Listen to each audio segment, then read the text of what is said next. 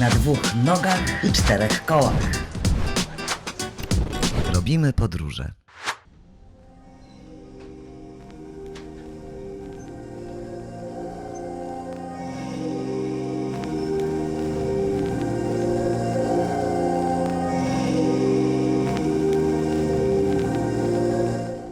Dopłynęliśmy do kolejnego portu na trasie naszego rejsu przez Półwysep Arabski. Tym razem jest to wyspa Sir Bani Yas. Wyspa zlokalizowana u wybrzeży Emiratów. Głównie słynie z tego, że znajduje się na niej park dzikiej przyrody. Park, po którym można jeździć samochodami jak na safari. No ale czy nam się to uda?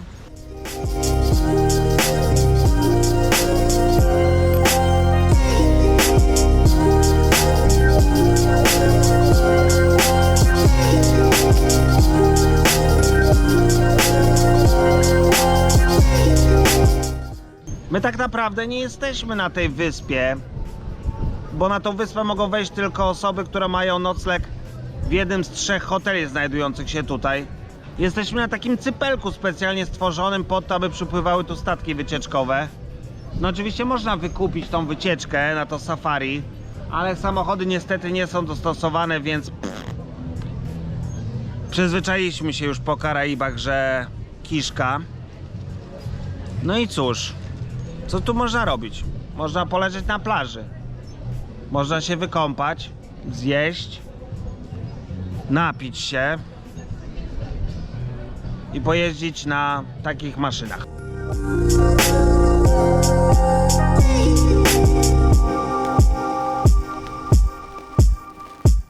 I to jest właśnie to, co można pokochać w wyspach wszelkiego rodzaju na całym świecie. One mają w sobie coś takiego wkurzającego, ale też pięknego. Słońce i cudowne miejsce, jakim jest wyspa, sprawiają, że wszyscy są jacyś inni. Od pana dowiedzieliśmy się, że to nie jest Dubaj, to nie jest Abu Dhabi, tu się wszystko da i nie ma takiej możliwości, żeby się nie dało. No i przyszedł specjalny samochód, który będzie mógł zabrać mnie i Gochę na safari. Bomba! Robimy podróże. No i co? No i udało się. Jedziemy na safari.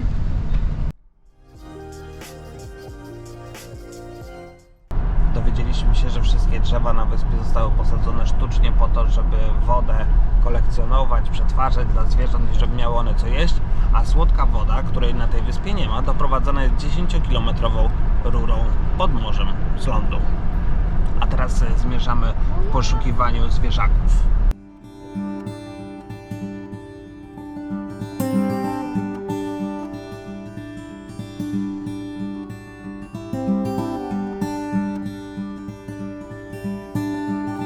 I'll be in Wisconsin, where my childhood was found. My im nie będziemy przeszkadzać, bo będziemy jechać sobie boczkiem, a jedynie je podziwiać z samochodu. Down, or out to the mountains, where I can put my anchor down.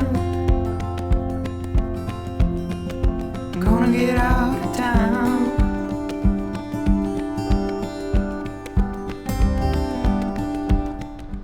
Na wyspie poza mieszkającymi zwierzakami tutaj, tym parkiem narodowym, znajduje się też na przykład organiczna hodowla papai czy bananów, a także drzewa oliwne i drzewa, które wykorzystywane są w przemyśle perfumeryjnym. No i oczywiście 3 hotele, bardzo luksusowe, bardzo drogie i lotnisko dla prywatnych odrzutowców. Jakby ktoś taki miał ochotę tu sobie przylecieć, to można. Like I'll never Safari, na którym właśnie byliśmy, to nie jest tania atrakcja, nie należy do najtańszych. 80 euro za osobę coś takiego kosztuje. No ale pan, który to organizuje tutaj, stanął na wysokości zadania. Na statku powiedziano nam, że nie ma opcji, żebym pojechał, że nie mają dostosowanych samochodów, a pan ściągnął swój prywatny samochód, gdzie mogłem sobie wsiąść, gdzie mnie wsadzono i mogłem takie safari odbyć także. Chyba było warto, naszym zdaniem na pewno było warto nawet, bo zobaczyliśmy sobie zwierzaki w ich naturalnym środowisku, pobyliśmy trochę w innym klimacie, w którym Mogliśmy być tacy bardziej wolni od zabudowań, od ruchu miejskiego, który przecież w Emiratach jest nagminny. Mało było tych zwierząt, szczególnie żyraf, ale one mieszkają na wolności. Tutaj jest kilka tysięcy kilometrów kwadratowych parku, no i nie można od nich oczekiwać, że będą w jednym miejscu na nas czekały, tak jak w zoo. To nie zoo, to bardziej park narodowy. Park narodowy został zainicjowany i założony przez szejka Zaida, czyli tego samego pana od meczetu, od wielu ulic w Abu Dhabi, od stadionów, od szpitali jego imieniem nazwanym. No, wielbiony jest tu strasznie i zrobił bardzo, bardzo dużo dla Emiratów, dla Abu Dhabi i dla tego regionu. I między innymi jednym z jego spuścizn jest tenże park. Jeżeli chodzi o wyspę, no to można się tu dostać na kilka sposobów. Jest prywatne lotnisko, jest możliwość przypłynięcia tu promem, ale tak naprawdę trzeba być gościem hotelu, żeby cokolwiek tutaj pozwiedzać. Inną opcją jest przypłynięcie, tak jak my, statkiem wycieczkowym i wtedy można sobie pojechać na takie safari. No ale też tylko samochodem albo rowerami po drogach, które tutaj są bardzo, bardzo dobrze rozwinięte. A teraz wam pokażę, jakim samochodem żeśmy jechali na te safari. Znaczy, zostanie na tej wyspie bez wycieczki do Parku Narodowego jest fajne i jest ciekawe. Jeżeli jest ładna pogoda, to na 100%, bo jest tu dużo plaż, są boiska do gry w piłkę siatkową, są bary, są restauracje i korzystamy z nich na takiej samej zasadzie jak na statku. No jest to taka prywatna wyspa dla statków wycieczkowych.